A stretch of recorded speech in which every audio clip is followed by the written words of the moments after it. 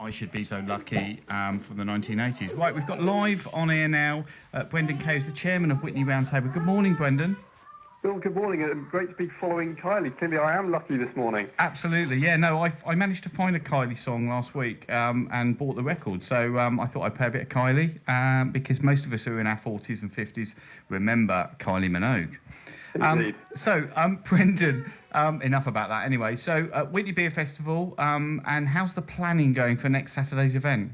Planning, well, thankfully, I think the planning is hopefully pretty much done because it's now just a week away, and so now the panic begins, and we get it all set up and ready for the horde to hopefully get a descend a week today. So really looking forward to it, but slightly nervous at the same time. Yeah, absolutely. I can imagine there's a huge amount of work going on behind the scenes, is there?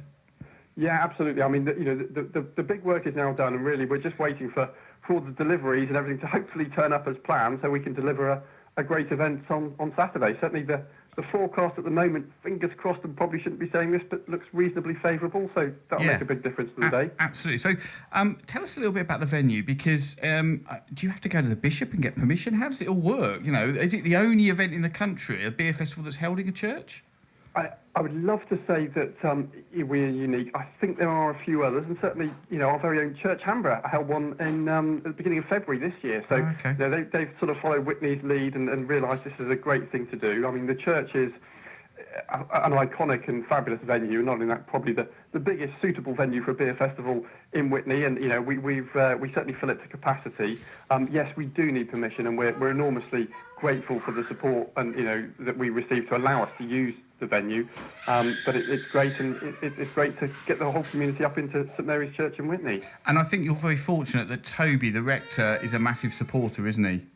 Absolutely. I mean, he was part of the sort of the founding committee that created this some 7 years ago. So the fact that we're still going strong, or even more stronger 7 years on, is fantastic. Yeah, absolutely. So I know the first time I went to the event, my first experience was of Toby serving me a pint of beer, and I took a picture of him, and I've still got it. It's kind of remarkable, really, because we don't kind of see the church in that way often, and I think it's great that Toby and the team down there have kind of embraced these kind of events.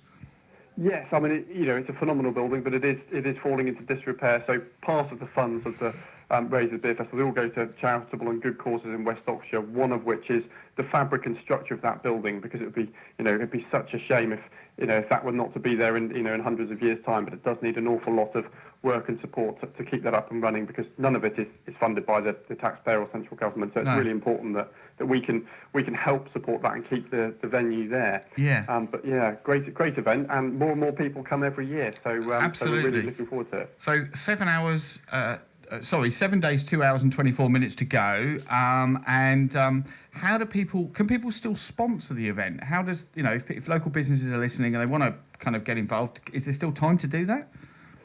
There is. Unfortunately, some of the aspects of sponsorship they would miss out on, because the brochures are physically being printed now as we speak. Sure. But still opportunities for local businesses to get involved. We're very lucky to be so well supported by local businesses, and that's really what allows this event to be such a great success. But yes, get in touch with witneyroundtable@gmail.com, and we're delighted to hear from any local businesses that want to get involved either this year or going forward in future years. Yeah, okay, so and for people who want to attend the event, what time does it start? Tell us all about a little bit about that.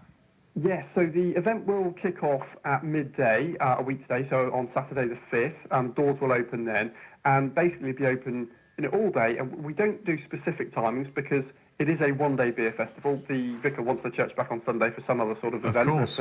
I'm sure you can imagine. So we have to be done and dusted on Saturday. So we go until the beer runs out. Brilliant. Okay, and we're going to be there in the morning while you're setting up. Probably getting in. No, we'll try not to get in the way, and we'll be kind of record. We'll be live from the church from 8 till 10 while you're setting up, and in the afternoon we're going to be broadcasting live as well, and we've got a range of bands which I'll tell people about a little bit later on. From about 12 o'clock till 5 o'clock we're going to be broadcasting live. Great. Well, really looking forward to that. I know we've got some great live music lined up. So it really is, it's not a traditional beer festival, and it's not sort of lots of old men with beards sitting around tables. It's a real event with live music. Everyone can get involved, and something for everyone, especially as hopefully we'll be able to enjoy a bit of outside space this year too, if the sun still holds good. Absolutely, including old men in beards. Everybody's welcome. Everybody's welcome. I'm just getting bombed by my children. You are. So I know you're at home looking after the kids. So thanks very much, Brendan, and we look forward to seeing you next Saturday. Fantastic. See you there. Thanks, all the best. Bill. Bye bye. Bye bye.